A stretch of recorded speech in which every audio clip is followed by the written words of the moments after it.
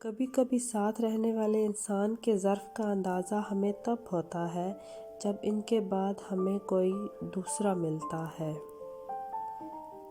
ان کو مت آزمائیں جو آپ کو چاہتے ہیں، ان کو آزمانے کی نہیں بلکہ سنبھالنے کی فکر کریں۔ اگر آپ نے اللہ کے گھر کی زیارت کرنی ہے، خانہ کعبہ کی، تو آپ اپنے ماں باپ کا چہرہ دیکھ لیں۔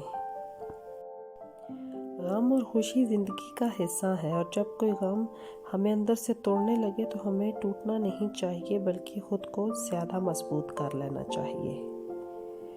جو لوگ بلا وجہ کسی کا مذاق اڑاتے ہیں، دراصل ایسے لوگ زمانے کی حقیقت سے محروم ہوتے ہیں اور انہیں نظر انداز کر دینا چاہیے۔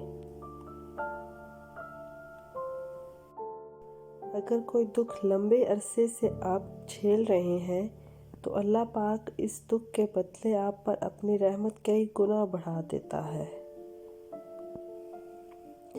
کبھی کبھی ساتھ رہنے والے انسان کے ظرف کا اندازہ ہمیں تب ہوتا ہے جب ان کے بعد ہمیں کوئی دوسرا ملتا ہے۔